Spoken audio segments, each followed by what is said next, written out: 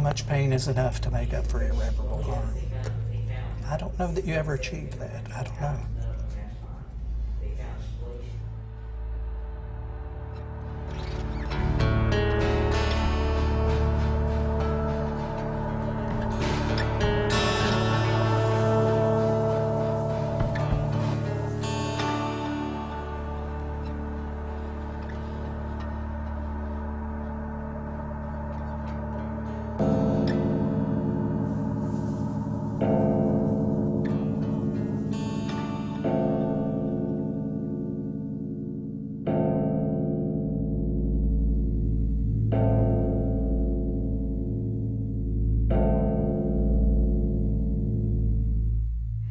Visiting death row and seeing the people there, there's no question in my mind that that is cruel and unusual punishment in itself.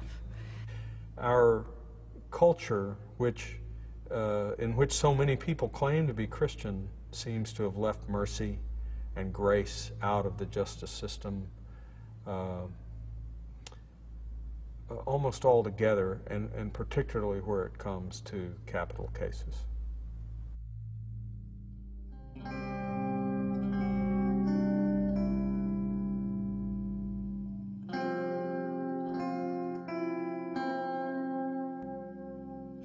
David Lee Powell was born in Texas in 1951. He spent his youth in the country where he lived on a dairy farm. His family were devout Catholics and were well known and respected in their community.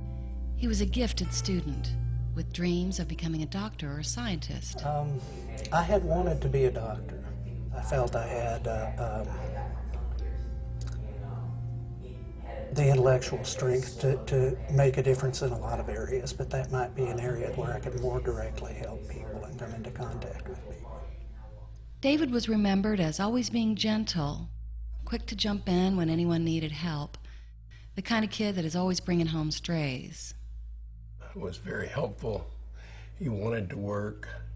He wanted to help his mother. He would frequently say, "Mom, you just stay in bed today. I'll take care of your job milking the cows."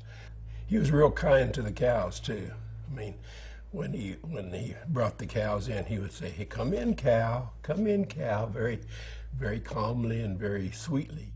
He would say, "You need some help?" And I said, "Yeah, I really need some help. Desperately need some help, or I'm going to flunk this test." And he would help. He was very, very patient. Everyone knew how bright he was in school, and his teachers were all real impressed with his academic skills.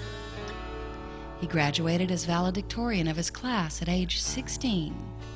He became an honor student at the University of Texas, excelling in physics and math. Austin, Texas in 1968 was a big change from the country life David had been accustomed to. His college counselor at the time said about him, "He's one of the greenest kids I've ever met." He was just a sweetheart and well-liked and well thought of. He was generous and unselfish and kind and caring toward his friends and toward other people.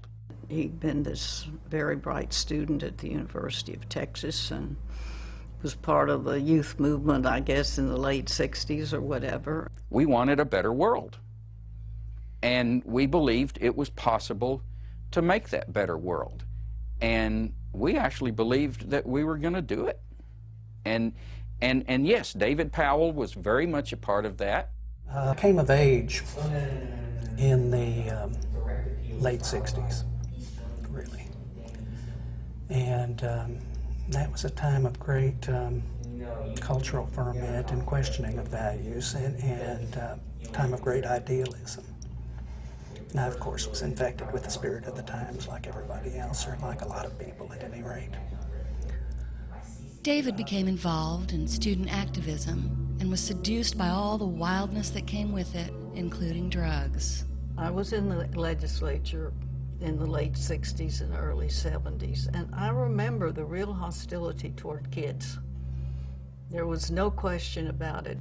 The sense of idealism was left behind as the 60s became the violent 70s. Methamphetamine entered the picture, and David was lost. Drugs did him in. Did me too. Did me in too.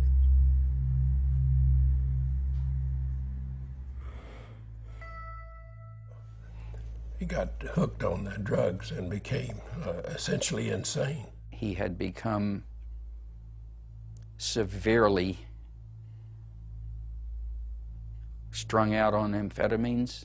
They were terrible drug addicts with a terrible drug that had them by the throat.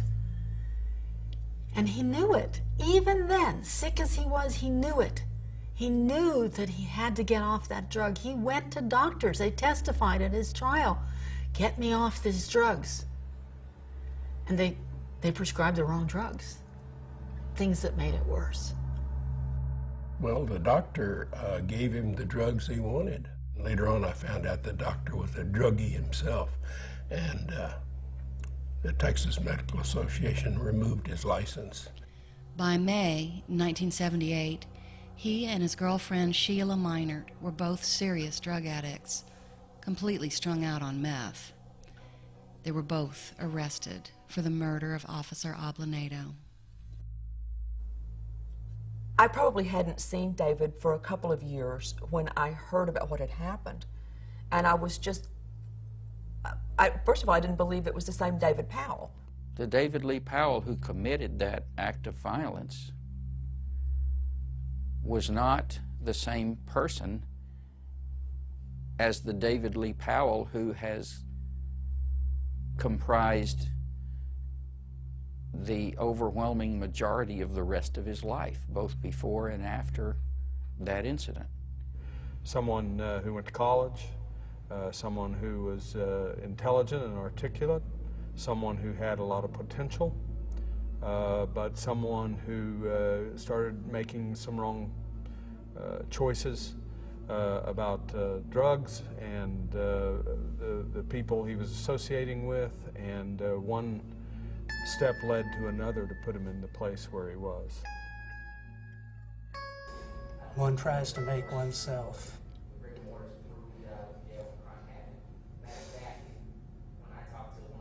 worthy.